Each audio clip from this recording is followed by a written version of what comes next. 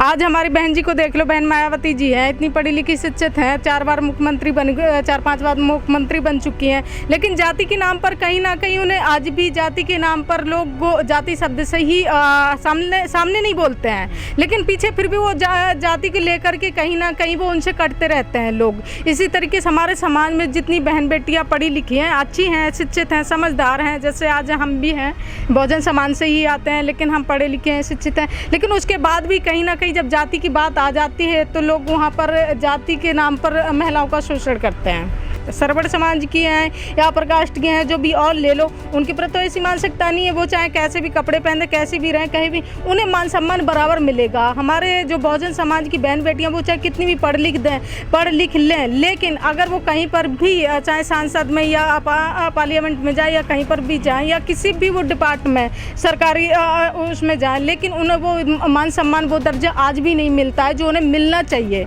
उन्हें ये लगता है कि ये लोग हमारे बराबर कैसे आ गए, हमारे बराबर कैसे बैठने लग गए, हमारे बराबर कैसे खाने पीने लग गए हैं। तो वो कहीं ना कहीं उनका वो दिमाग में मानसिकता रहती कि इन्हें नीचे कैसे दिखाया जाए, इन्हें ये तो गुलाम थे और आज ये हमारे बराबर पे बैठ रहे हैं। तो वो कहीं ना कहीं चीज़ उनके पच नहीं रही है, तो उन्हें वो जो खटकती है वही उनकी भावना उनकी निकल के बाहर आती है। जब तक जाति धर्म रहेगा, जब तक ये शोषण खत्म नहीं हो सकता है। लेकिन जाति तो मरने के बाद भी नहीं जाती। जाति हमारे लोगों को इस बात को समझना पड़ेगा ना, जो उनका इतना शोषण होने के बाद भी वो उन लोगों के तलवे चाटते रहते हैं। तो इन्हें कहीं ना कहीं हमारे अपने समाज के लोगों को समझना पड़ेगा कि हमें जो हम बटे हुए हैं, हमें संगठित होकर हमें एक बैनर तले आके हमें काम करना चाहिए। हमें अपनी सत्ता में अगर आना है तो हमें एक बैनर तले काम करना होगा। हमें अलग बटकर अगर हम रहेंगे तो इसी तरीके से शोषण होता रहेगा हमारे लोगों का। हमारे लोग ही नहीं एक हो पा रहे हैं, इसीलिए तो वो शोषण कर रहे हैं। ये तो उनको ढोंग है कि हमने गलती भी कर दी, हमने वो शब्द को भी यूज कर लिया, हमने कह भी दिया, अपमान भी कर लिया, फिर माफ़ी मांग ली। माफ़ी कहने से क्या सम्मान वापस तुम दिला सकते हो? जिसका तुमने सम्मान बेइज्जत कर दिया, अब फिर को तुमने माफ़ी मांग ली, माफ़ी मांगने से सम्मान वापस नहीं आ जाता है। वो तो उनका एक नाटक है। कहीं ना कहीं वही कह रहे, वो हिंदू धर्म के पीछे पड़ रहे हैं। जब तक हिंदू धर्म में रहेंगे और हिंदू धर्म का त्याग नहीं करेंगे, वो मानवता, समता, समानता की ओर, बुद्ध की ओर नहीं रहेंगे, नहीं चलेंगे, तब तक उनका शोषण बंद नहीं होगा।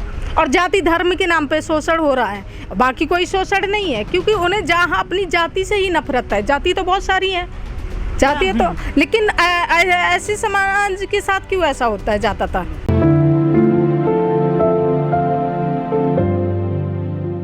भारत में महिलाओं की स्थिति आप कैसी देखते हैं आज? महिलाओं की स्थिति आज भी वैसी है जो आज के सदियों 70 साल पीछे भी थी, क्योंकि हमारे समाज में महिलाएं या पुरुष इतने पढ़ लिख गए हैं, लेकिन जो जाति व्यवस्था है, आज भी हमारी जाति व्यवस्था हमारे देश के लोगों पे, बहन बेटियों के ऊपर आज भी हावी हो रही है। क्योंकि हमारे समाज में महिलाएं, लड़कियां इतना पढ़ लिख गई हैं, इतना समाज में तरक्की कर रही हैं हमारी बहन बेटियाँ, लेकिन जाति के नाम पर कहीं ना कहीं आज भी उनका शोषण होता है। जो लोकसभा है, जहाँ पर पूरे देश के लिए कानून बनते हैं, सब हर एक आदमी के लिए, हाँ, वहाँ पर भी मायावती जी को जो है जाति के आधार पर शोषण का शिकार होना पड़ा था। जो अपर कास्ट के जो सांसद हैं, हाँ, वो कहते थे कि बहन जी सिर में बहुत तेल लगा के आती हैं और काला चेहरा है उनका। किस तरह से देखते हैं उनकी बयानबाजी? देखिए, उनकी ये मानसिकता है, उनकी महिलाओं के प्रति आज से नहीं है, वो तो सदियों से है। वो तो बाबा साहब ने संविधान में इतने अधिकार महिलाओं को दे दिए हैं, जिसके कारण लोग इतने हावी नहीं हो पा रहे हैं समाज के, लेकिन फिर भी कहीं ना कहीं महिलाओं का तो आज भी उतना ही शोषण हो रहा है। संविधान में अधिकार भी दिए महिलाओं को, पुरुष के बराबर अधिकार दिए बाबा साहब ने, हिंदू कोड बिल में बराबर के अधिकार दिए महिलाओं को। उसके बाद भी महिलाओं को उसी मानसिकता के से देखते हैं लोग को। आज भी हमारे समाज के लोग तो कहीं ना कहीं उनकी मानसिकता महिलाओं के प्रति आज भी निगेटिव है कि महिलाएं, दलित की महिलाओं के प्रति। बहन जी के जो भतीजे हैं, हाँ, अगर वो गुच्ची के जूते पहन लेते हैं तो वहाँ भी उनको भी शिकार होना पड़ता है जाति के आधार पर। हाँ, इतना महंगा जूता कैसे पहन लिया? बहन जी सैंडल पहन लेती है महंगा, उनको भी जो है काफ़ी आलोचना सहन करनी पड़ती है। उनको देखिए, उनकी वो मानसिकता है, उनको वो चीज़ भा नहीं रही है ना। जो सरवण समाज के लोग हैं, जो हम लोगों पर हावी बने रहे, जो हमें गुलाम बनाए रहे हैं सदियों से, आज 70 साल से। आज हम आज़ाद हुए ना, 70 साल से जब संविधान लिखा, हमारा देश आज़ाद हुआ, उससे पहले तो इन लोगों ने हम लोगों को गुलाम बना रखा था। तो उन्हें वो चीज़ अब बच नहीं रही है। जो गुजरात है, मोदी जी का जो है राज्य है, वहाँ पर वहीं से आते हैं मोदी जी। हाँ। और ये बड़ा डंका पीटा जाता है कि गुजरात जो है विकास मॉडल है, पूरे देश में लागू किया जाएगा। लेकिन गुजरात में जो दलित हैं वहाँ पर बहुत बड़े पैमाने पर दलितों से शोषण होता है। वहाँ मूछ रखने की आज़ादी नहीं है दलित युवकों को। आज भी देखिए उनका तो आज भी अभी कितना, जब फिर उस टाइम पर वो आए थे, क्या नाम है, ट्रम्प आया था, तो वहाँ पर जो वो ईंटों की दीवार बनाई थी क्योंकि उन्हें गरीबी छुपाने के लिए।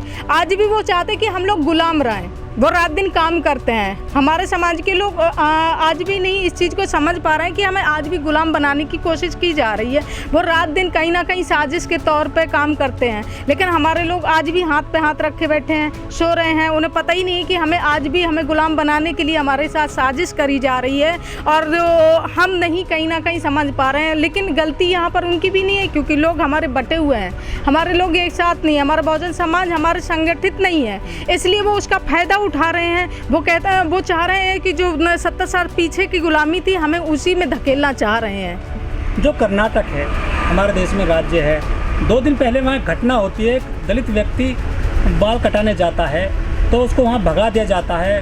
उससे कहा गया कि आप यहाँ से यहाँ बाल कटाने कैसे आ गई, ये तो सवर्ण लोगों के लिए दुकान है।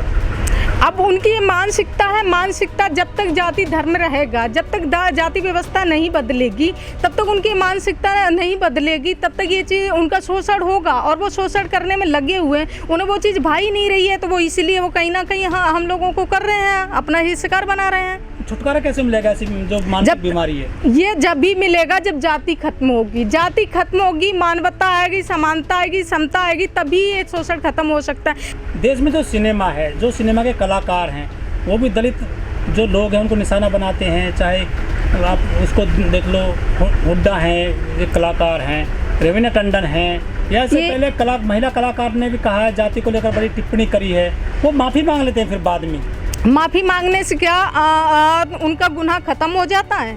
तो ये फिर छुटकारा कैसे मिले, इनसे कैसे लोगों के दिमाग ठीक किए जाए? छुटकारा हमारा जब तक बहुजन समाज एक नहीं होगा और बहुजन समाज को हमारे समझना होगा इन चीज़ों को, हमारा बहुजन समाज संगठित होगा और इन लोगों को इनकी औकात दिखानी होगी कि 1585 का जो आंकड़ा है ना, अगर 85 लोग हैं उन्हें एक होना होगा, तब इनकी औकात इन्हें नजर आएगी और बुद्ध धर्म की ओर चलेंगे, बुद्ध धर्म को अपनाएंगे।